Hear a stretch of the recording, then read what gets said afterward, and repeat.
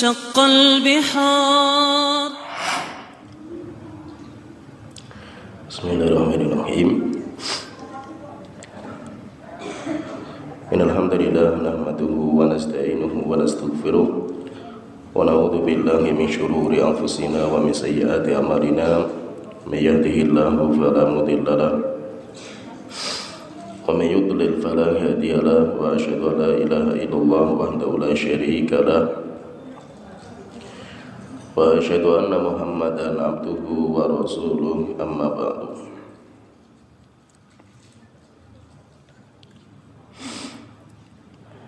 Kita melanjutkan tafsir surat Nuh. Dan pertemuan sebelumnya kita telah jelaskan tentang sesembahan-sesembahan yang disembah sama kaumnya Nabi Nuh. Dan telah kita sebutkan bahwa patung yang disembah oleh kaumnya Nabi Nuh ada 5 patung, sebagaimana Allah telah berfirman di dalam surat Nuh ayat 23. Allah telah berfirman, wa qalu la tadharunna alihatakum. Mereka berkata, janganlah kalian meninggalkan sesembahan-sesembahan kalian. Wala tadharunna waddan wala suwa'an wala yaghutsa wa ya'uqa wa nasra. Kalian jangan meninggalkan Tuhan Wad, Suwa, Yahud, Ya'uq dan Nasr. Dan telah kita sebutkan bahwa 5 berhala ini dahulu adalah orang-orang soleh di zaman Nabi Nuh. Ketika meninggal dunia, masyarakat membikinkan untuk mengenang jasa mereka, dibikin patung. Dan setiap patung dinamakan dengan nama-nama mereka. Generasi yang awal ketika membangun patung, membikin patung, tujuannya bukan untuk menyembah. Tapi ketika generasi yang awal hilang, sudah pada meninggal, kemudian datang generasi-generasi yang berikutnya. Setelah itu syaitan datang sampai akhirnya mereka menyembah kepada berhala itu. Kemudian kita lanjutkan di surat Nuh, di pembahasan yang terakhir, doa Nabi Nuh alaihi salam. Allah Ta'ala berfirman di dalam surat Nuh ayat ke-25 sampai 28. Allah Ta'ala berfirman, mimma khati'atihim ughriqu fa'udkhilu nara. Disebabkan karena kesalahan mereka, kaumnya Nabi Nuh, ughriqu, akhirnya mereka ditenggelamkan, fa'udkhilu nara, dan akhirnya nanti mereka akan dimasukkan neraka jahanam. Falam yajidu lahum min dunillahi ansara, sehingga mereka tidak akan mendapatkan di sisi Allah penolong yang bisa menolong mereka. Wa qala Nuhu rabbi la tadhar 'alal ardi minal kafirina tayyara. Dan Nabi Nuh berdoa, Tuhanku, jangan engkau sisakan di bumi ini satu rumah pun dari rumah-rumah orang kafir, kecuali semuanya dihancurkan semuanya. Innaka in tadharhum yudillu ibadaka wa la yalidu illa fajiran kafara. Karena engkau wahai Tuhanku, kalau membiarkan orang-orang kafir mereka hidup di bumi, mereka akan menyesatkan hamba-hamba engkau wahai Tuhanku. Dan mereka tidak memiliki anak kecuali anak-anak yang fajir dan anak-anak yang kafir juga. Rabbighfirli wa liwalidayya wa liman dakhala baitiya mu'minan walil mu'minina wal mu'minat. Tuhanku, ampuni dosaku dan ampuni kedua orang tuaku Dan siapa saja yang masuk di rumahku dalam kondisi dia mukmin, demikian juga ampuni semua orang-orang mukmin yang laki-laki dan perempuan. Wala tazididz zalimina illa tabara. Tidaklah menambah bagi orang-orang zalim kecuali kebinasaan. Janganlah engkau, wahai Tuhanku, berikan kepada orang-orang yang zalim kecuali kebinasaan terhadap mereka. Di sini ini merupakan ayat terakhir di surat Nuh. Dan di ayat ini Allah menjelaskan tentang akhir kehidupan kaumnya Nabi Nuh. Bagaimana akhir mereka, di mana mereka dulu kufur kepada Nabi Nuh dan sombong. Terus bagaimana akhir mereka? Akhir mereka rupanya mereka dibinasakan oleh Allah Ta'ala. Mereka dihancurkan oleh Allah Ta'ala dengan banjir bandang. Dan itu karena doanya Nabi Nuh, yaitu karena Nabi Nuh yang berdoa kepada Allah Ta'ala. Sampai akhirnya mereka dihancurkan oleh Allah Ta'ala. Dan Allah menghancurkan mereka, Allah menghancurkan kaumnya Nabi Nuh disebabkan karena dosanya mereka. Karena tidak mungkin Allah menzalimi seorang hamba. Dan itu menjadikan standar bagi kita bahwa musibah alam, banjir, kemudian longsor, gempa bumi, itu disebabkan karena dosa. Itu semuanya penyebabnya adalah dosa. Termasuk kita yang di Pekalongan yang sering ditimpa banjir, kemudian rob, itu semuanya karena dosa. Dosa itulah yang mengundang datangnya azab Allah Ta'ala. Kecuali ketika orang-orang itu mukmin. Jadi fahami di sini bahwa dosa ketika sudah merajalela, nanti Allah akan menurunkan azab, dan azabnya bermacam-macam. Bahkan kalau kita perhatikan dalam sebuah ayat, terkadang azabnya itu sebagaimana Allah Ta'ala berfirman, fakullan akhadna bidzambihi, setiap mereka kami azab dengan sebab dosa mereka. Faminhum man arsalna alaihi hasibah, ada di antara bentuk azab dengan cara dihujani dengan batu-batuan dari atas langit, yaitu ditimpakan kepada mereka batu-batuan, tanah dari atas. Dan itu terjadi, ada juga azab yang seperti ini. Seperti azabnya kaumnya Nabi Lut, itu seperti itu. Dijebol satu kota, dinaikkan ke atas, kemudian dibalik, kemudian dijatuhkan tanah itu dari atas. Dan rupanya di Jawa Tengah pun pernah terjadi. Di daerah Banjarnegara itu pernah terjadi seperti itu. Yaitu musibah alam, tapi musibah alam yang aneh. Anehnya karena kayak tanah itu dijebol kemudian dijatuhkan kepada mereka. Dan itu pernah terjadi sampai hilang, satu kampung hilang. Faminhum man arsalna alaihi hasibah, ada di antara mereka yang kami hujani dengan hujan-hujan batu-batuan.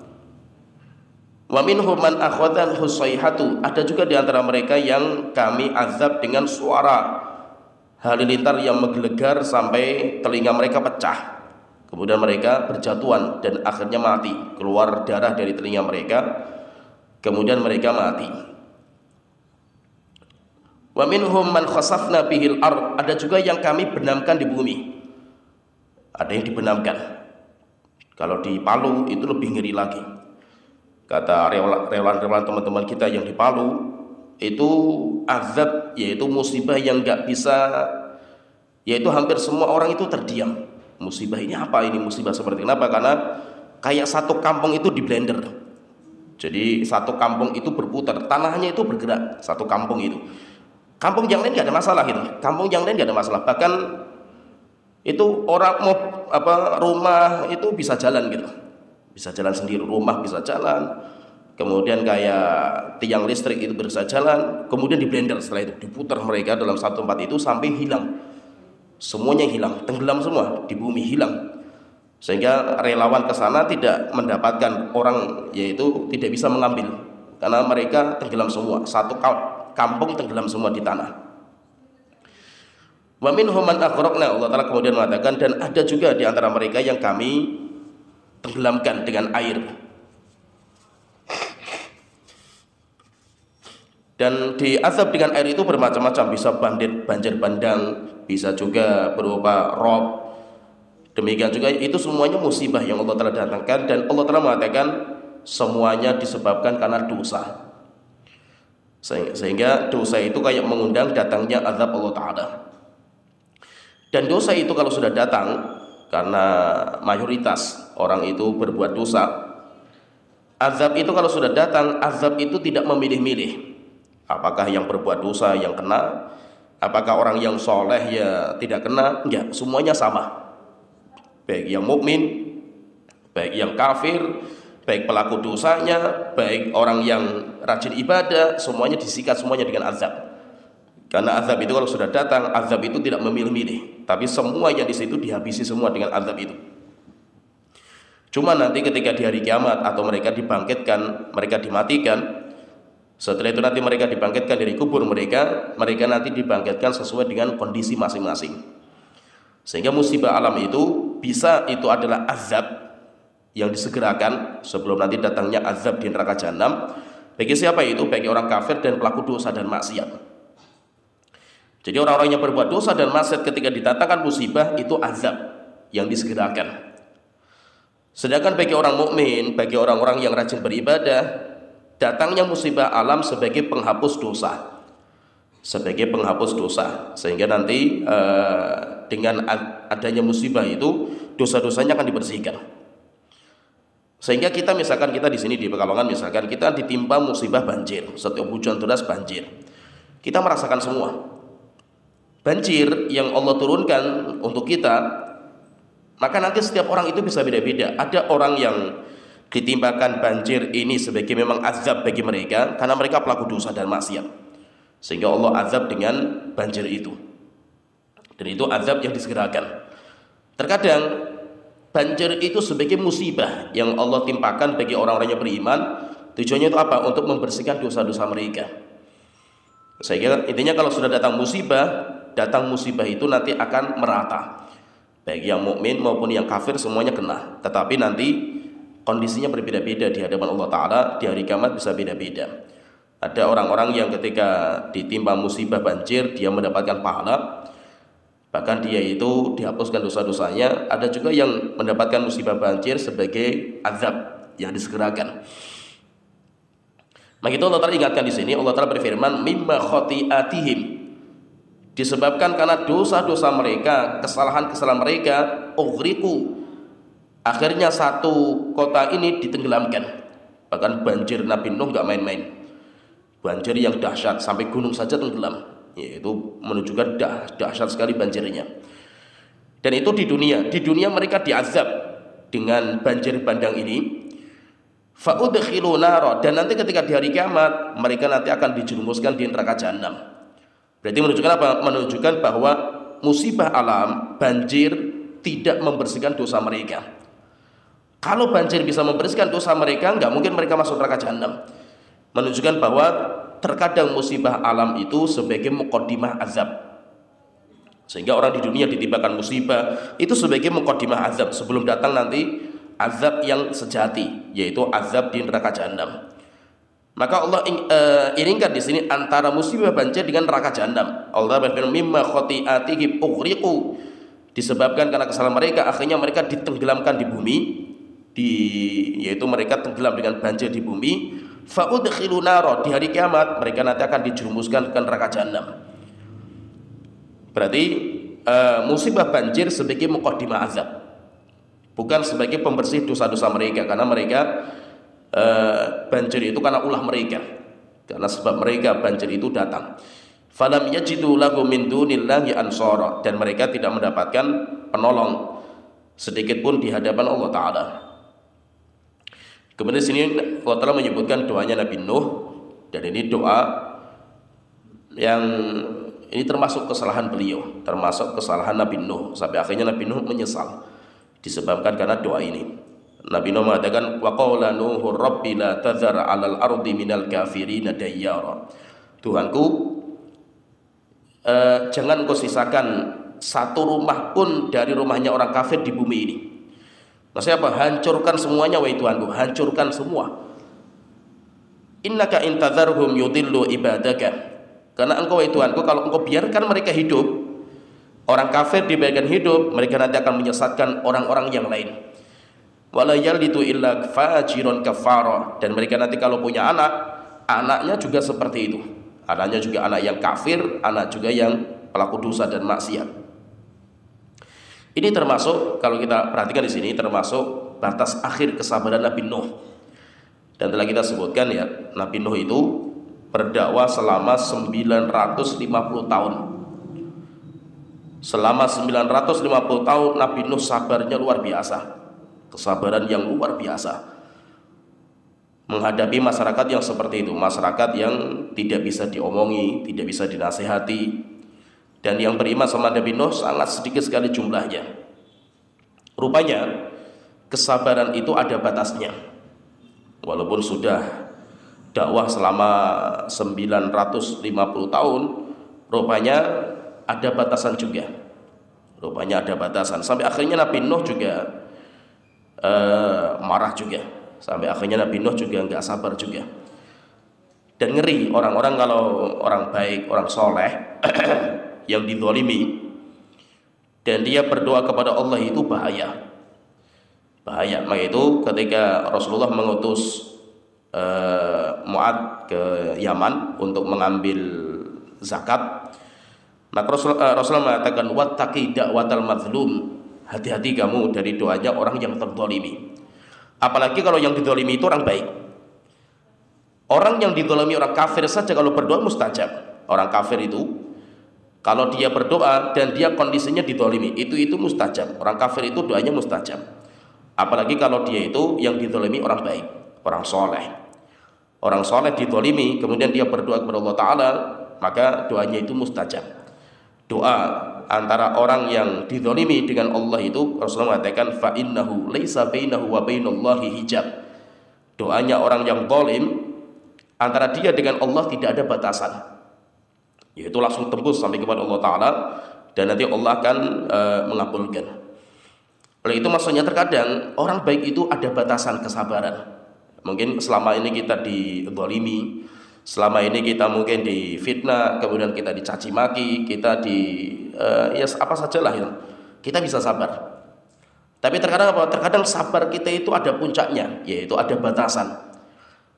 Mungkin ketika kita dizalimi kita masih bisalah mendoakan kebaikan, kita bisa memaafkan, dan kita bisa ya membersihkan hati kita supaya kita enggak dendam dan enggak marah. Tapi terkadang apa? Terkadang kita juga ada batasan juga. Maka itu hati-hati, jangan sekali-kali kita menzalimi orang. Kenapa? Karena kalau dia sudah mendoakan kebinasaan kita, hancur kita ini. Nah itu Nabi Nuh ketika beliau berdakwah sudah lama sekali, rupanya apa? Rupanya ada batasan juga Nabi Nuh ini, ada batasan. Sehingga akhirnya Nabi Nuh berdoa, dan itu nanti Nabi Nuh akhirnya menyesal. Rupanya nanti Nabi Nuh itu menyesal kepada Allah Ta'ala, dan nanti akan saya sebutkan sedikit penyesalan beliau itu seperti apa. Allah terus ini berfirman, wa qala Nuhu rabbi la tazar 'alal ardi minal kafirina dayyara. Tuhanku, jangan engkau sisakan satu rumah pun dari rumahnya orang kafir. Yang saya apa? Binasakan semua mereka, wahai Tuhanku, semua. Jangan kau sisakan satu pun di antara mereka. Akhirnya Allah kabulkan. Allah kabulkan, didatangkan banjir bandang. Setelah itu ditenggelamkan semuanya sama Allah Ta'ala. Sebenarnya kalau kita lihat lebih lengkap lagi cerita ini, yaitu cerita tentang banjir bandang, itu lebih lengkap nanti Allah telah sebutkan di dalam surat Hud. Di dalam surat Hud itu lengkap sekali, cerita lebih lengkap, yaitu tentang Nabi Nuh alaihissalam di surat Hud ayat ke-25. Saya bacakan secara ringkas, nanti saya jelaskan poin intinya, yaitu tentang banjir bandangnya, karena Allah sebutkan panjang lebar ceritanya Nabi Nuh itu panjang lebar. Allah telah berfirman di surat Hud ayat 25, walaqad arsalna Nuhan Nabi Nuh, walaqad arsalna Nuhan ila qaumihi inni lakum nadhirum mubin. Di dalam surat Hud ayat 25 Allah telah berfirman, kami telah mengutus Nabi Nuh kepada kaumnya. Nabi Nuh mengatakan inni lakum nadhirum mubin, dan saya bagi kalian adalah seorang pemberi peringatan yang jelas. Allah ta'budu illallah. Kenapa kalian tidak menyembah kecuali hanya kepada Allah Ta'ala? Ini akhafu alaikum adzab yaumin alim. Saya takut kalau kalian masih berbuat kesyirikan, menyembah tadi yang telah kita sebutkan di surat Nuh, berhala-berhala mereka, saya takut Allah akan menimpakan azab yang pedih kepada kalian. Faqala al-mala'u alladziina kafaru min qaumihi. Orang-orang kafir dari kaumnya Nabi Nuh mengatakan, "Ma naraka illa basyaram mithlana." Nuh, kamu tidak lain kecuali orang seperti kami. "Wa ma naraka taba'aka illa alladziina hum aradhiluna." Dan yang mengikuti kamu wahai Nuh itu hanya orang-orang bodoh, yaitu orang-orang miskin, orang-orang lemah. Badiyar ra'yi, dan orang yang otaknya cetek, yaitu orang-orang tolol lah istilahnya itu. Pengikut kamu kita cuma orang-orang tolol wahai Nuh. Wa ma nara lakum alaina min fadlin. Dan kami melihat kamu wahai Nuh bukan lebih baik daripada kami, yaitu kamu itu orang biasa kamu itu. Bal nadhunnukum kadzibin, bahkan kami mengira kamu pendusta wahai Nuh. Ini ucapan kaumnya. Qala ya qaumi ara'aytum in kuntu ala bayyinatin min rabbi. Wahai kaumku, kata Nabi Nuh, bagaimana pendapat kalian kalau seandainya saya punya penjelasan, yaitu saya punya bukti yang jelas dari Tuhanku. Wa atani rahmatan min indihi, dan Allah memberikan kepada saya rahmat. Fa ummiyat alaikum, dan rahmat Allah itu, hidayah itu terluputkan di kalian. Allah mengutus saya untuk memberikan petunjuk kepada kalian. Anulzimukumuha wa antum laha karihun. Apakah saya itu saya akan paksakan ini kepada kalian? Wa ya qaumi la as'alukum alaihi mala. Qaumku, saya tidak meminta kepada kalian harta. In ajriya illa Allah, saya hanya harapkan pahala dari Allah Ta'ala. Wa ma ana bitaridil ladzina amanu, saya tidak akan mengusir orang-orang yang beriman kepada saya. Innahum mulaqu rabbihim walakinni arakum qauman tajhalun. Sesungguhnya mereka nanti orang yang beriman kepada saya, walaupun mereka orang lemah, walaupun mereka itu orang miskin, mereka nanti akan berjumpa dengan Tuhan mereka. Dan saya melihat kalian wahai kaumku, memang kalian itu orang-orang yang bodoh. Wa ya qaumi may yansuruni minallahi in taradtuhum. Dan saya, wahai kaumku, siapa yang menolong saya di hadapan Allah Ta'ala kalau seandainya orang-orang yang beriman kepada saya usir? Afala tadhakkarun, kenapa kalian itu tidak sadar? Wala aqulu lakum indi khazainullah, saya tidak pernah mengatakan kepada kalian saya itu punya perbendaharaan Allah Ta'ala, yaitu saya punya ilmu yang gaib, enggak. Wala a'lamul ghaiba, saya tidak tahu perkara yang gaib bagi kaumku. Wala aqulu inni malak, saya juga tidak mengatakan kepada kalian saya itu malaikat, enggak, saya manusia biasa juga. Tapi Allah memberikan wahyu kepada saya. Wala aqulu lil ladzina tazdari a'yunukum la yu'tiyakumullahu khaira. Dan saya juga tidak pernah mengatakan kepada orang-orang yang sombong seperti kalian bahwa Allah tidak mungkin memberikan hidayah kepada siapapun. Allahu a'lamu bima fi anfusikum, Allah lebih mengetahui terhadap apa yang di jiwa kalian. Inni idzal laminadz zalimin, kalau saya berbuat seperti ini berarti saya termasuk orang zalim. Qalu, kemudian mereka mengatakan, ya Nuh qad jadaltana fa aktsarta jidalana. Wahai Nuh, memang kamu itu banyak ngomong, kamu itu, yaitu orang banyak ngomong, dan kamu itu sering sekali debat kita. Fatina bima ta'iduna in kunta minas shadiqin. Ini tantangan yang mengerikan. Maka mereka mengatakan, Nuh, sudah datangkan saja sih azab Allah kalau kamu itu benar gitu. Kalau memang kamu itu benar dan jujur, Allah suruh datang ke sini, suruh ngazab kita kalau bisa. Itu kan mengerikan. Itu tantangan seperti ini kan mengerikan. Qala innama ya'tikumullahu bihi insyaallah. Maka Nabi Nuh mengatakan, insyaallah Allah akan mendatangkan azab itu kepada kalian. Wa ma antum bimu'zizin, dan kalian tidak bisa melawan Allah. Wala yanfa'ukum nushi in aradtu an ansaha lakum. Dan memang nasihat saya selama ini kepada kalian tidak akan bermanfaat. In kana Allahu yuridu ayyughwiyakum. Jika memang Allah menghendaki kalian itu sesat. Huwa rabbukum wa ilaihi turja'un. Allah adalah Tuhan kalian juga, dan kepada Allah kalian nanti akan dikembalikan. Am yaquluna iftarah. Apakah mereka mengatakan lagi bahwa Allah Nabi Nuh itu berbuat dusta? Qul in iftaraituhu fa alayya ijrami. Baik kaumku, jika seandainya saya berbuat dusta, maka nanti dosa saya akan saya pikul di hari kiamat. Wa ana bari'um mimma tujrimun, dan saya berlepas diri dari anggapan kalian. Wa uhiya, terakhir kemudian Allah telah mengatakan wa uhiya ila nuhin. Setelah itu Allah memberikan wahyu kepada Nabi Nuh, annahu la yu'mina min qaumika illa man qad aman. Wa Nuh, tidak ada lagi orang yang beriman dari kaum kamu, sudah enggak ada lagi. Yaitu sudah selesai. Orang yang beriman cuma segitu saja. Telah kita sebutkan dulu awal-awal kita membahas surat Nuh, yang beriman kepada Nabi Nuh hanya 80 orang dari 950 tahun Nabi Nuh berdakwah. Kemudian setelah itu Allah Ta'ala mengatakan, Nuh, sudah tidak ada lagi yang beriman dari kaum kamu. Fala tabta'is bima kanu yaf'alun. Nuh, kamu tidak usah terlalu sedih, tidak usah terlalu putus asa dari apa yang mereka kerjakan. Sudah nggak ada lagi, walaupun kamu berdakwah pun nggak ada yang beriman. Wasna'il fulka bi a'yunina. Nuh, bikinlah kapal bi a'yunina, dan nanti akan kami perhatikan terus, kamu akan kami perhatikan. Wa wahyina wala tukhatibni fil ladina dhalam. Nuh, dan jangan minta lagi kepada saya terhadap kebaikan orang zalim. Yaitu kalau misalkan kamu mengatakan, wahai Tuhanku, ampuni kaumku, dan tidak ada. Selesai. Innahum mughraqun, semuanya akan kami binasakan. Semua Nabi Nuh. Wa yasna'ul fulka, akhirnya Nabi Nuh membuat kapal. Itu pun enggak langsung. Sebagian ulama tafsir mengatakan Nabi Nuh disuruh menanam pohon. Jadi bikin kapalnya itu mulai dari menanam pohon sampai ditunggu besar. Setelah itu baru dibikin. Buat apa? Buat mengingatkan lagi kaumnya supaya mereka itu mungkin ada yang mendapatkan hidayah. Sehingga dibuat prosesnya itu lama.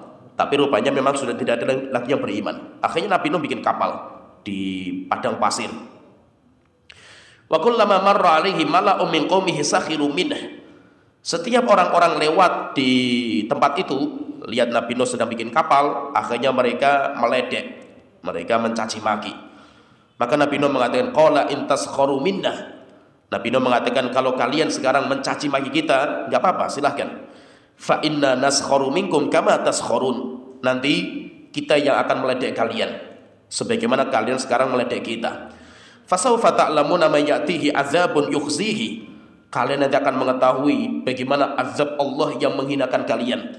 Wa yahillu alaihi azabun muqim, dan ketika datang azab Allah terus menerus. Hatta idza jaa amruna, ketika sudah selesai, bangunan kapalnya sudah selesai, kemudian Nabi Nuh sudah bersiap-siap. Wa faratan nur qul nahmil fiha min kullin zawjain itsnaini wa ahlaka illa man qad sabaqa alaihi alqawlu wa man aman.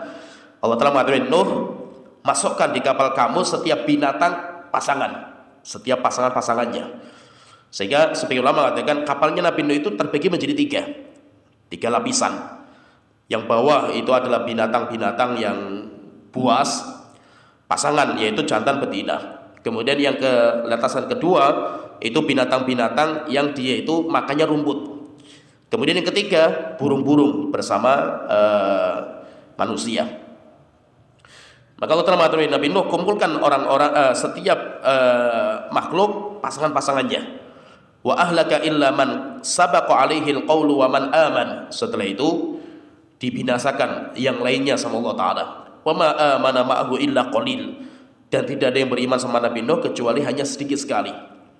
Ketika sudah pada masuk ini, binatang-binatang ini sudah pada masuk, manusia sudah pada masuk, setelah itu baru datangkan banjir yang dahsyat luar biasa.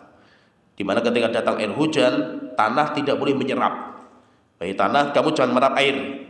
Sehingga keluar dari bawah air, turun dari atas langit air hujan yang luar biasa. Wa qala irkabu fiha bismillahi majriha wa mursaha. Setelah itu Allah mengatakan, wahai Nuh dan orang yang beriman, naiklah kapal itu dengan menyebut nama Allah Ta'ala, dan perjalanan kalian akan aman. Inna rabbi laghafurur rahim. Sesungguhnya Allah Maha Pengampun dan Allah Maha Penyayang. Wa hiya tajri bihim fi maujin kal jibal. Dan Nabi Nuh ini, kapalnya Nabi Nuh ketika naik ke atas, yaitu sudah mulai berlayar, saking dahsyatnya ombak, yaitu saking dahsyatnya banjir bandang, sampai ombak banjir itu kayak gunung-gunung yang besar, gunung-gunung yang dahsyat. Wa nada Nuhun ibnahu. Ketika Nabi Nuh itu berjalan kapalnya, rupanya putranya Nabi Nuh namanya Kan'an yang masyhur. Nabi Nuh itu anak dan istrinya tidak beriman, sehingga Nabi Nuh itu sedihnya luar biasa. Nabi Muhammad sedih ketika pamannya tidak beriman. Kalau Nabi Nuh anak dan istrinya, sehingga sedihnya luar biasa Nabi Nuh ini. Ketika Nabi Nuh itu berjalan, melihat putranya sedang naik kapal, naik gunung. Wa kana fi ma'zilin ya bunayya rkam ma'ana. Maka Nabi Nuh memanggil putranya, putraku, ayo naik kapal saya. Wala takum ma'al kafirin, kamu jangan menjadi orang kafir, jangan menjadi orang kafir yang berkumpul sama orang kafir. Putranya tetap tidak mau. Qala sa'awi ila jabalin ya'simuni minal ma', tidak wahai bapakku, saya akan naik gunung yang akan menyelamatkan saya dari banjir ini. Maka Nabi Nuh mengatakan, qala la 'asimal yauma min amrillahi illa man rahim. Putraku, tidak ada yang bisa selamat dari azab Allah di hari ini kecuali orang-orang yang Allah rahmati. Wahala bainahumal mauju fakana minal mughraqin. Setelah itu datang banjir, datang ombak besar, kemudian menimpa putranya. Setelah itu putranya jatuh dan mati, tenggelam putranya. Waqila, ketika sudah selesai, sudah hancur semua, habis semua. Setelah itu Allah Ta'ala mengatakan, waqila ya ardu bla'i ma'aki. Allah Ta'ala mengatakan kepada tanah, wahai tanah, seraplah air itu. Wa ya sama'u aqlihi. Dan Allah Ta'ala mengatakan, dan langit, diamlah kamu sekarang, yaitu jangan turunkan air hujan. Wa qidal ma'u wa qudiyal amru. Setelah itu air melimpah, ini sudah mulai surut. Kemudian Allah sudah putuskan bahwa orang kafir semuanya hancur semuanya. Wastawat alal judi. Dan kapalnya Nabi Nuh turun di sebuah gunung, namanya Gunung Judi. Sebagian mengatakan Gunung Judi itu terletak di Turki, yaitu di gunung-gunung yang di Turki. Waqila bu'dan lil qaumidz zalimin, dan dikatakan sungguh sangat mengerikan atau sangat jauh memang orang-orang zalim azabnya. Ketika sudah selesai, azab sudah selesai, Nabi Nuh tetap kepikiran putranya. Bagaimanapun tetap dia putranya. Wa nada Nuhur rabbahu. Akhirnya Nabi Nuh berdoa kepada Allah Ta'ala. Kemudian Nabi Nuh mengatakan, faqala rabbi inna ibni min ahli. Tuhanku, dia adalah putraku, dan putraku adalah keluargaku. Wa inna wa'dakal haq, dan janji engkau benar wahai Tuhanku. Wa anta ahkamul hakimin, dan engkau adalah zat sebagai hakim yang terbaik. Allah ketika mendengar Nabi Nuh minta pengampunan untuk putranya, intinya Nabi Nuh itu minta sama Allah Ta'ala supaya Allah mengampuni dosa putranya. Allah marah. Maka Allah Ta'ala mengatakan, qala ya Nuh, Nuh, innahu laysa min ahlik. Dia sudah bukan anak kamu lagi, dia sudah bukan keluarga kamu lagi. Innahu amalun ghairu salih. Berdoa seperti ini bukan amal soleh wahai Nuh, mendoakan putranya yang kafir. Fala tas'alni ma laysa laka bi ilm. Kamu jangan minta lagi kepada saya apa-apa yang kamu tidak tahu ilmunya wahai Nuh. Inni a'idzuka an takuna minal jahilin. Saya peringatkan wahai Nuh, kamu jangan menjadi orang bodoh dengan meminta pengampunan untuk putra yang kafir. Qala rabbi inni a'udzubika an as'alaka ma laysa li bihi ilm. Maka Nabi Nuh langsung mengatakan, wahai Tuhanku, saya berlindung kepada engkau untuk meminta lagi kepada engkau apa-apa yang saya tidak punya ilmunya. Wa illa taghfirli wa tarhamni aku minal khasirin. Jika engkau tidak mengampuni saya wahai Tuhanku dan tidak merahmati saya, niscaya aku termasuk orang-orang yang rugi. Qila ya Nuh, Nuh bi salamin minna wa barakatin alaika wa ala umamin mimman ma'ak. Kemudian setelah itu dikatakan, wahai Nuh, silakan kamu turun dari kapal dengan keselamatan dari kami dan barokah dari kami. Demikian juga umat-umat yang lain, yaitu binatang, semuanya mendapatkan barokah dari Allah Ta'ala. Wa umamun sanumatti'uhum thumma yamassuhum minna azabun alim. Jadi intinya di sini, kalau kita perhatikan Nabi Nuh itu tetap sedih ketika putranya tidak beriman, sampai akhirnya Nabi Nuh itu berdoa. Tapi rupanya dimarahi sama Allah Ta'ala. Dan memang mendoakan orang kafir itu tidak dibolehkan. Doa orang kafir tidak dibolehkan. Tidak dibolehkan kita mendoakan orang kafir, apalagi doa kebaikan. Hanya satu doa yang boleh kita doakan untuk orang kafir, yaitu doa mendapatkan hidayah ketika masih hidup. Kalau doa selain itu tidak dibolehkan. Salam kepada orang kafir atau ucapan Natal, ucapan apa saja hukumnya haram dalam agama kita, nggak dibolehkan. Jadi intinya di sini Allah Ta'ala sebutkan bahwa Allah mengazab kaumnya Nabi Nuh dengan sebuah azab yang mengerikan, yaitu banjir bandang, dan dalam azab itu putranya juga termasuk yang diazab sampai putranya tenggelam. Dan ini sebabnya apa? Sebabnya doanya Nabi Nuh yang Allah Ta'ala sebutkan di surat Nuh tadi, yaitu Nabi Nuh berdoa, Rabbi la tadhar alal ardi minal kafirin. Ada ya Allah Tuhanku, jangan kau sisakan satu orang pun dari rumahnya orang kafir kecuali semuanya dibinasakan. Allah kabulkan dengan datangnya banjir bandang. Dan ini tadi kita sebutkan bahwa ini termasuk kesalahan. Nabi Nuh menganggap itu termasuk kesalahan fatal, sehingga Nabi Nuh itu menyesal.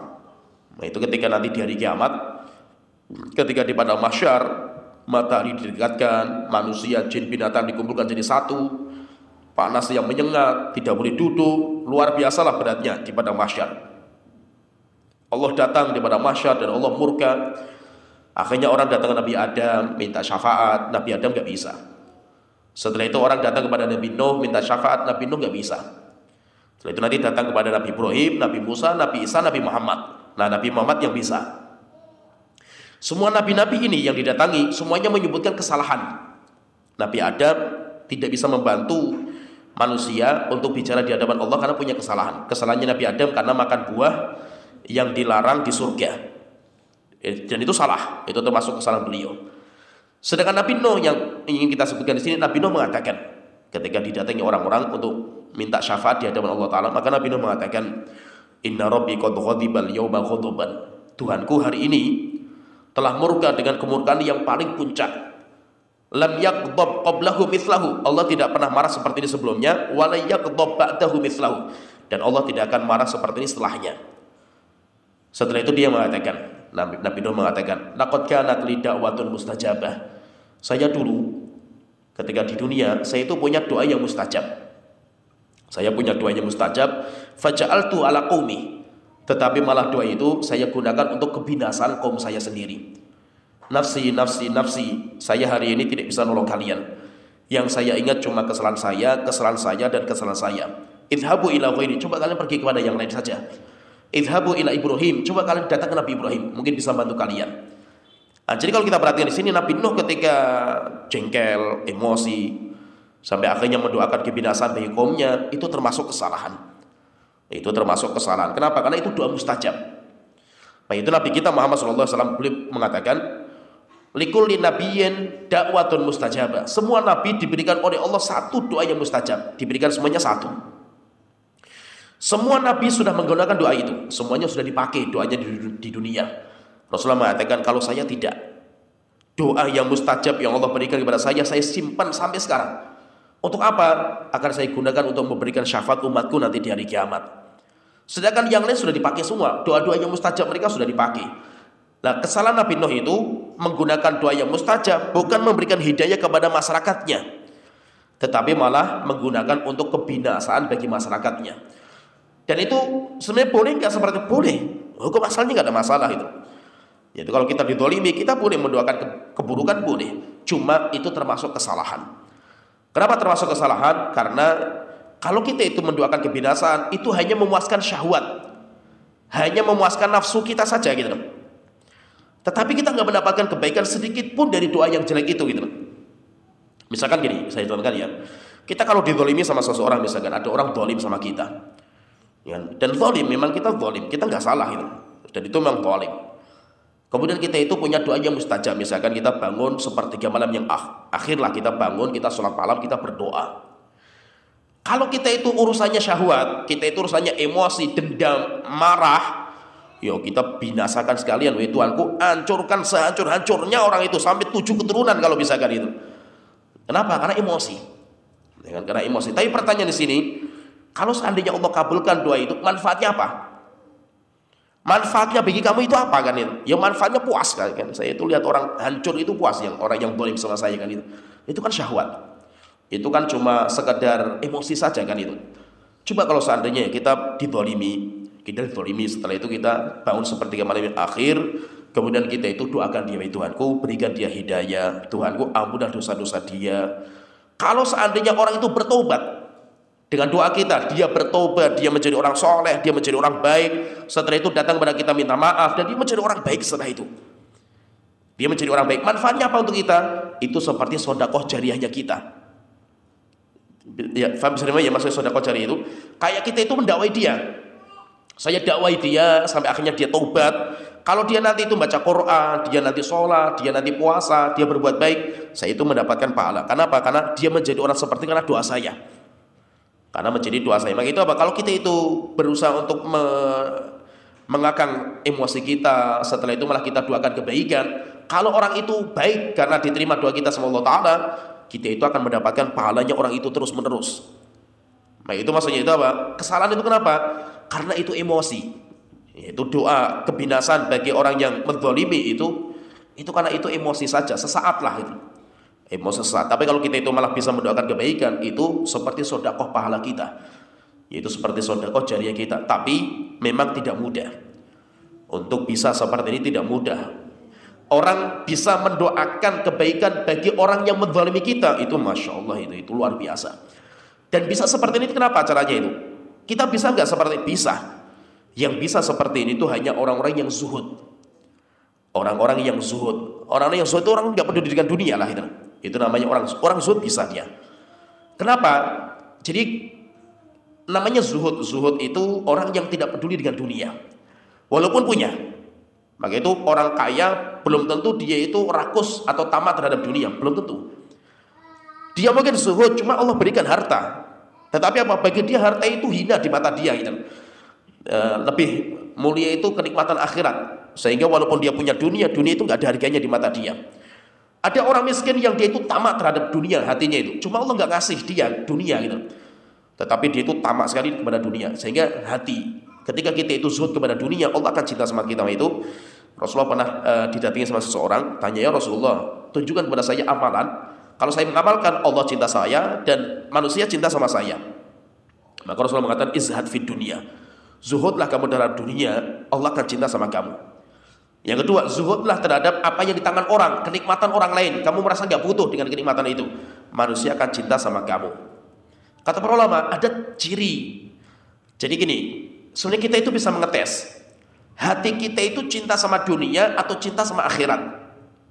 Itu nanti bisa dites. Kenapa? Karena cinta itu nggak bisa diduakan. Jadi dunia dan akhirat ini kayak dua perkara yang kontradiksi.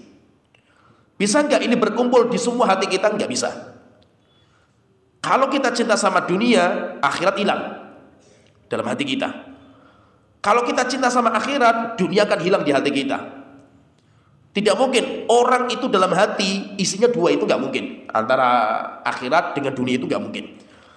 Tidak mungkin itu. Bisa cinta-cinta terhadap dua perkara itu nggak mungkin gitu. Mesti itu akan ada dominasinya. Kenapa? Karena kenikmatan akhirat itu adalah permata, sedangkan kenikmatan dunia itu adalah sampah. Itu sampah atau bangkai lah istilahnya itu. Sehingga tidak bisa kita kumpulkan antara permata ini dengan sampah, itu nggak bisa dalam sebuah hati.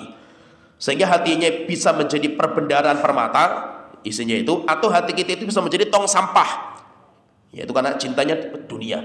Itu sebenarnya bisa kelihatan. Kita itu bisa mengecek sebenarnya itu, kita itu cinta sama dunia atau cinta sama akhirat sih sebenarnya itu. Bisa banyak kita tes, itu bisa. Contohnya misalkan tetesan air mata. Anda kalau nangis, coba dicek ya. Kita itu nangis, netes air mata kita itu tuh apa? Kalau kita itu nangisnya karena menyesali dosa kita takut bagaimana nanti di hadapan Allah dan yang lainnya, berarti kita itu hatinya itu surga. Tapi kalau kita itu nangis karena cinta, nangis karena duit, nangis karena jabatan, itu saja wes, urusannya duit terus pokoknya itu. Sampai akhirnya kita nangis itu, berarti memang hati itu tong sampah isinya.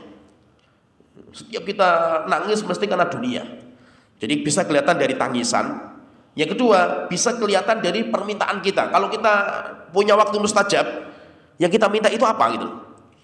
Kita kalau minta akhirat global, Rabbana atina fid dunya hasanah wa fil akhirati hasanah wa qina adzabannar. Kalau minta dunia, luar biasa banyaknya itu. Detailnya luar biasa.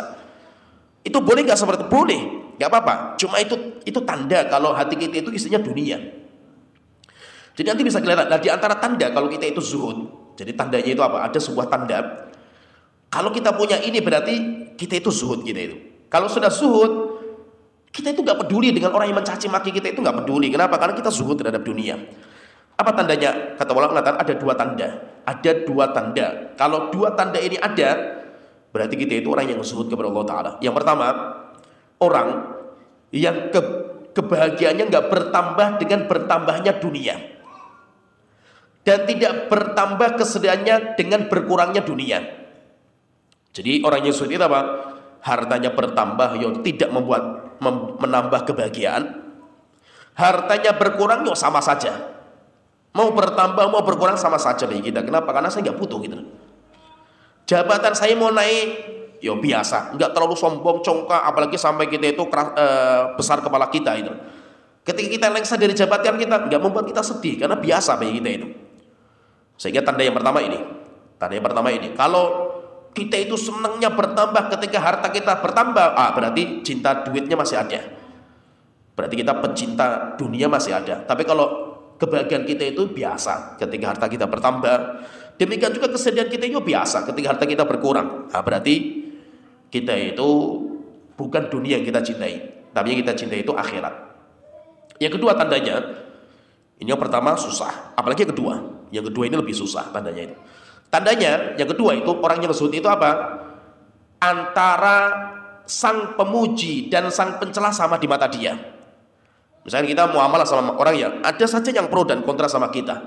Antara orang yang pro sama yang kontra, bagi kita semuanya sama. Bagi kita sama. Sehingga apa? Saya nggak peduli orang mau caci, mau memuji, nggak peduli, saya nggak butuh. Tidak butuh pujian, tidak butuh celaan. Orang mau mencaci maki, silahkan gitu. Karena saya nggak butuh gitu.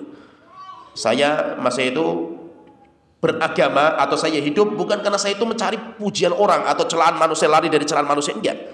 Saya cari cuma ridhonya Allah Ta'ala. Saya dapat ridhonya Allah. Walaupun satu dunia mencaci maki saya nggak peduli gitu.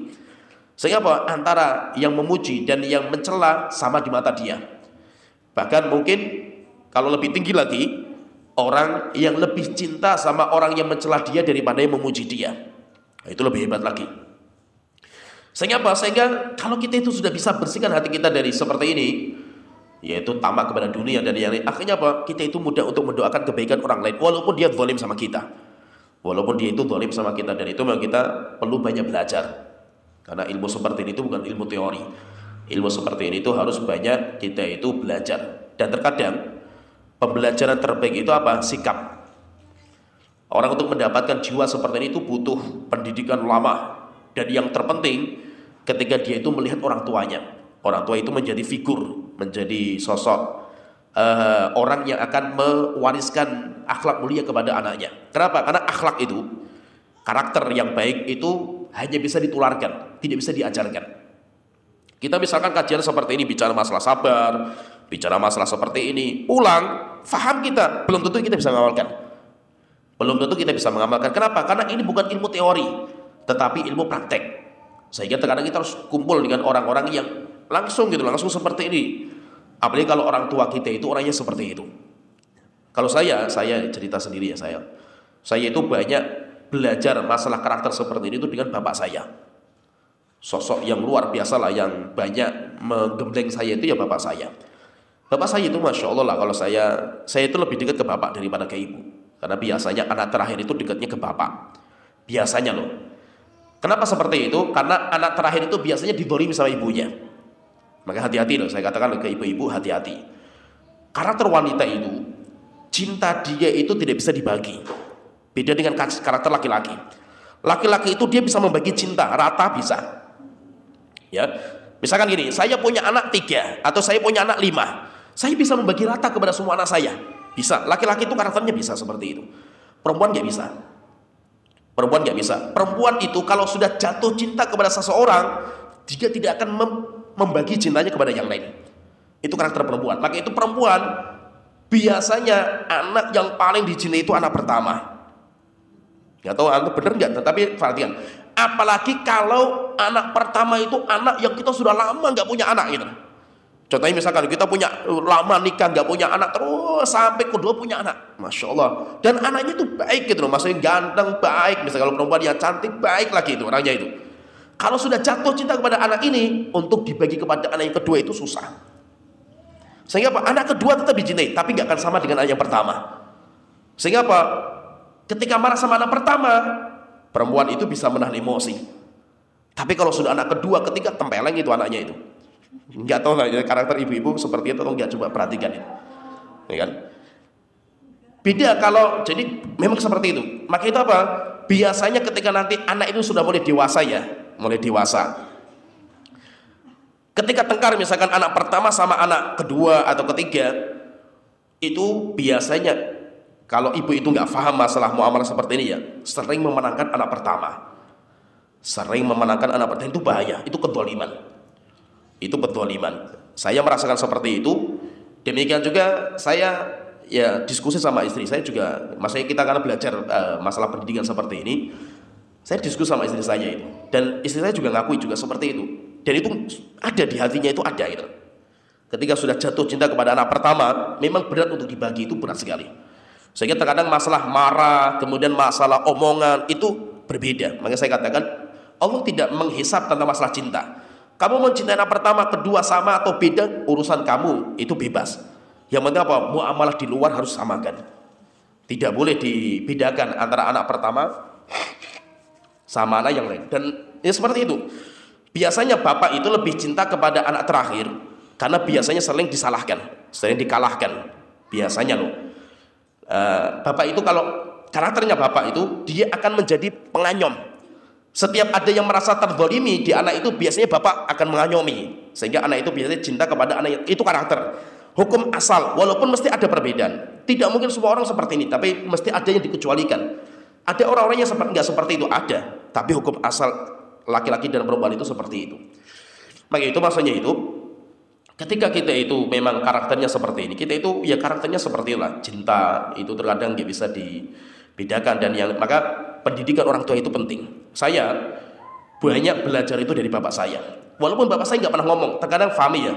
Pendidikan karakter itu nggak usah diomongkan. Nah, itu saya katakan pendidikan karakter itu bukan diajarkan.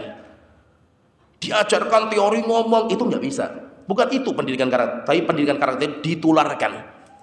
Anak kita itu bersama kita melihat bagaimana prakteknya langsung orang tua ketika didolimi, itu melihat sendiri langsung gitu. Bapak saya itu masya Allah lah, saya banyak belajar dari bapak saya, dan saya memiliki sikap itu karena kebaikan bapak saya. Bapak saya itu orang yang masya Allah lah, kan saya itu sabar, didolimi ya tenang, bahkan orang yang mendolimi beliau sering dikasih hadiah, didatangi, dan yang lainnya. Bapak saya didolimi masalah warisan. Bapak saya tenang, nggak emosi sama sekali, tenang saja gitu. Bahkan masih muamalah baik sama orang yang mendolimi beliau, masih baik. Bahkan ketika dibagi warisan itu tanah ya, ketika tanah itu dibagi, bapak saya kan sebelahan sama kakaknya lah, kakaknya ya, paman saya perhatikan. Ada batas tanah, ada batas tanah. Batas tanah itu ada batu, ya batas tanah dulu lah biasanya. Setelah itu ada ditanam pohon, kalau di sana itu kebanyakan itu alpukat. Sehingga apa? Mesti ketahuan ini alpukat ini pas batasan tanah itu. Lama-lama itu batasannya bisa jalan gitu. Nggak tahu batunya itu kok bisa ke sana. Akhirnya terpotong banyak, berapa meter itu bapak saya itu. Ya kita marah juga kita kan gitu. Apalagi kita masih muda waktu itu kan itu. Ya, akhirnya kita lapor ke bapak saya kan, Pak ini, biarin saja, nggak apa-apa gitu. Nanti biar sadar sendiri. Yang penting kata bapak saya, yang penting kamu muamalah baik sama dia. Jangan emosi, jangan marah, tenang saja. Ya udah, kita kan jengkel juga, apalagi kalau silaturahim lebaran itu kan jengkel juga, itu mangkel juga kan lihat mukanya kan, walaupun kita harus datang karena paman kita kan itu. Tapi bapak kita tenang, nggak usah marah, jangan marah, jaga, maksudnya itu tetap muamalah baik, bagaimanapun dia paman kamu. Ya sudahlah, akhirnya tenang. Lama-lama setelah itu dia minta maaf juga, minta maaf, setelah itu dikembalikan. Jadi banyaklah saya itu belajar dari bapak saya. Akhirnya apa? Menghadapi orang-orang yang mencaci itu biasa kita itu, enggak, itu dari dulu lah itu. Apalagi fitnah-fitnah yang ada bayi kita itu kayak angin lalu lah itu, seperti sampah bayi kita itu. Karena saya nggak butuh cacian dan pujian, itu nggak butuh sama sekali. Kenapa? Karena apalagi kita belajar agama.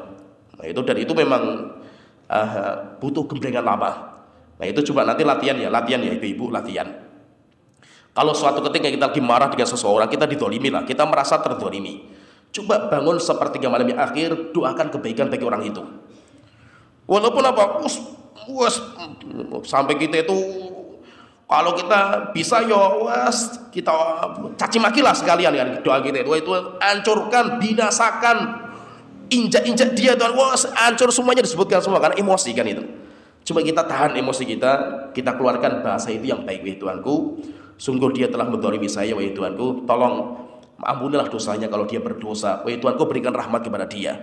Walaupun apa, berat sekali loh hati kita itu, masya Allah beratnya luar biasa. Tapi kita coba, terus kita coba seperti itu. Lama-lama apa? Lama-lama kita itu biasa. Saya ketemu dengan orang yang membenci kita itu anggap kayak saudara kita. Ketemu di jalan itu enak saja, itu nggak ada masalah kita itu. Kan yang punya masalah Anda, bukan saya. Kalau saya kan nggak ada masalah dengan Anda kan itu. Anda yang punya masalah dengan saya. Kalau saya kan nggak punya masalah dengan Anda gitu. Sehingga ketemu di jalan itu kita enak saja, enjoy kita itu. Ketemu sama orang yang membenci kita itu tenang, santai. Orang yang membenci kita nggak berani ketemu sama kita itu. Ketemu dengan kita noleh ke sana, noleh ke sini. Kalau kita kan santai, kita nggak punya masalah kita kan itu. Yang punya masalah kan orang lain, bukan kita kan itu. Sehingga harus banyak belajar dan itu memang gak mudah. Belajar seperti itu tidak mudah. Ininya termasuk kesalahan Nabi Nuh alaihissalam yang nanti akan beliau sebut ketika di hari kiamat adalah ketika beliau mendoakan kebinasaan bagi kaumnya dari doa yang mustajab yang beliau miliki, dan itu kesalahan. Beliau mengatakan saya salah dalam bab ini, saya salah. Dan setelah itu dikabulkan sama Allah Ta'ala sampai akhirnya Allah binasakan sampai hancur-hancuran. Setelah itu hancur masyarakatnya. Kemudian setelah itu terakhir Nabi Nuh berdoa, dan ini doa yang bagus sekali seperti doanya Nabi Ibrahim juga. Rabbighfirli wali walidayya waliman dakhala baitiya mu'minan walil mu'minina wal mu'minat. Tuhanku, tolong ampuni dosaku, ampuni dosa kedua orang tuaku dan dosa siapa saja yang masuk rumahku ini, yaitu orang-orang mukmin yang masuk di rumahku ini. Demikian juga semua orang mukmin dan orang-orang yang beriman, orang mukmin laki-laki dan perempuan. Ini doa yang paling bagus. Kalau kita sering mendoakan seperti itu, doanya luar biasa, yaitu kita doakan untuk diri kita sendiri pertama, kemudian kita mendoakan doa kedua orang tua kita, kemudian kita mendoakan orang mukmin secara keseluruhan. Kalau Nabi Nuh kan mengatakan Rabbana ighfirli wa liwalidayya wa lil mu'minin Rabbana ighfirli wa liwalidayya wa lil mu'minina yauma yaqumul hisab. Itu. Jadi seperti itu doanya kalau bisa seperti itu. Kenapa? Karena mungkin ada orang-orang mukmin yang enggak kita kenal. Misalkan ya, saya contohkan misalkan saya di sini di Pekalongan misalkan ya. Kan saya enggak tahu orang-orang Pekalongan, orang-orang mukmin yang sudah pada meninggal dunia itu siapa saja, kan saya enggak kenal gitu. Tapi banyak, karena kita kalau masuk kuburan Sapura itu kan banyak sekali orang-orang yang meninggal di sana itu kan, tapi saya enggak kenal gitu. Bagaimana supaya saya itu bisa memberikan manfaat kepada mereka walaupun saya enggak kenal mereka gitu. Maka dengan doanya seperti ini, Rabbana ighfirli wa liwalidayya wa lil mu'minina yauma yaqumul hisab. Tuhanku, ampuni dosaku, dosa orang yang beriman, dosa orang kedua orang tuaku, dan dosa semua yang beriman. Maka semua orang mukmin sejak zaman Nabi Adam sampai sekarang itu mendapatkan doa kita. Mendapatkan doa kita, dan mereka butuh doanya kita. Nah, itu di antara generasi yang terbaik. Generasi yang terbaik itu adalah generasi yang ingat jasa pendahulu. Nah, itu Allah Ta'ala berfirman, walladzina ja'u min ba'dihim. Orang-orang yang datang setelah mereka berdoa. Apa doanya? Rabbana ighfir lana. Tuhanku, ampuni dosa-dosa kami. Wali ikhwanina alladzina sabaquna bil iman, dan dosa orang-orang mukmin yang telah mendahului kami dalam keimanan. Yaitu siapa? Itu orang tua kita, nenek moyang kita, generasi buyut-buyut kita ke atasnya. Semua generasi orang yang beriman itu semuanya ampuni wahai Tuhanku. Sehingga doa kita itu, kita sering mendoakan mereka kebaikan seperti itu. Dan doa itu penting, apalagi orang-orang yang sudah meninggal dunia. Mereka sangat butuh doa. Maka orang yang masih hidup itu, orang yang masih hidup seperti kita masih hidup, berikan manfaat kepada orang-orang yang sudah meninggal dunia. Dengan cara apa? Dengan cara kita doakan. Pertanyaanlah, kalau kita nggak kenal, maka kita doakan orang mukmin secara keseluruhan. Seperti misalkan doanya Nabi Nuh, Rabbana rabbighfirli wa liwalidayya wa liman dakhala baitiya mu'minan wa lil mu'minina wal mu'minat. Itu mencakup semua orang yang beriman. Kita telah memberikan doa kepada mereka, dan doa itu penting bagi mereka orang yang sudah meninggal dunia. Oleh itu di antara cara kita bakti sama orang tua. Bagaimana sih caranya kita bakti sama orang tua kalau orang tua kita sudah meninggal dunia? Caranya kan seperti misalkan kita jadikan diri kita orang soleh, karena kesalahan kita sampai kepada orang tua. Atau yang kedua, kata para ulama itu, dijalin hubungan dengan teman akrabnya bapak kita. Misalnya kita punya bapak, punya ibu ya, bapak kita sama ibu kita itu punya teman-teman akrab. Coba kita itu sering mendatangi mereka gitu. Kenapa? Karena kalau kita mendatangi mereka, mereka itu akan ingat bapak kita gitu. Misalkan kita anaknya bapak. Anaknya bapak kita sudah meninggal dunia. Bapak saya itu dulu akrabnya masih fulan. Saya datang. Nanti kan pasti akan tanya, kamu anaknya si ini ya? Iya pak, saya anaknya si ini. Oh masya Allah ya. Ya semoga bapak kamu diampuni dosanya sama Allah Ta'ala. Kan diingat. Yang penting itu apa? Orang ketika meninggal dunia itu ada orang yang ingatnya terus gitu. Kalau orang itu ingat terus, dia akan mendoakan kan gitu. Nah kalau nggak diingat sama orang, nggak dikenal sama orang, ya siapa yang mau mendoakan kalau kita nggak kenal kan gitu. Wah kita yang kenal saja, bapak kita atau nenek kita, kakek kita saja jarang mendoakan kan. Padahal kita kenal kan gitu. Kita misalkan gini, kakek kita misalkan, Saya nggak pernah berjumpa dengan kakek, nenek, itu saya nggak pernah tahu. Terkadang apa? Ya namanya kita nggak kenal yuk. Kapan kita ingat kan gitu? Kita nggak pernah kenal kan, nggak pernah kelihatan kan gitu. Sehingga jarang mendoakan. Orang yang pernah ketemu dengan kita saja terlalu lupa kita mendoakan dia kan itu. Apalagi orang yang nggak pernah ketemu kan itu. Nah, bagaimana caranya? Caranya itu ya biarkan nanti yang mendoakan bapak kita itu ya teman-teman akrabnya yang tahu kan itu. Dengan cara apa? Kita sebagai anaknya itu sering berkunjung ke sana. Pernah suatu ketika ya, Abdullah bin Umar sedang balik dari pasar, dia naik kuda. Ketika berjalan, bertemu dengan simbah-simbah sudah tua gitu. Orang yang sudah tua.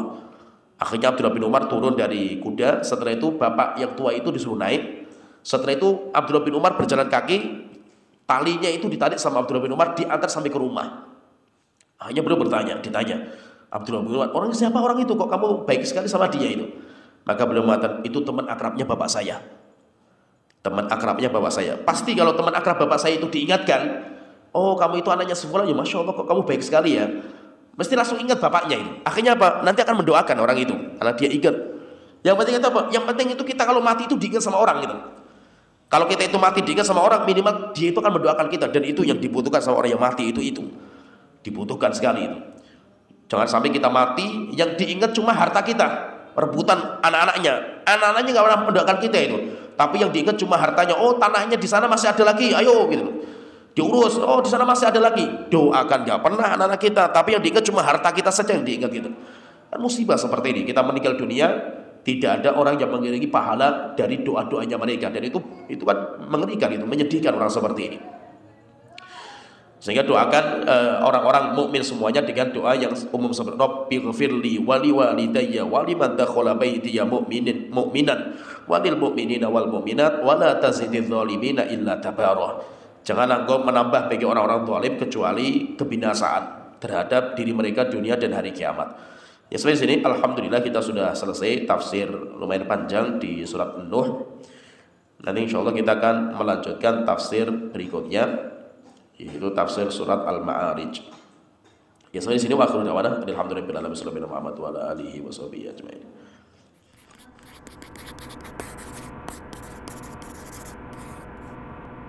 Donasi dakwah multimedia Nida Salam. Berikan donasi terbaik Anda untuk dakwah dan pendidikan Islam.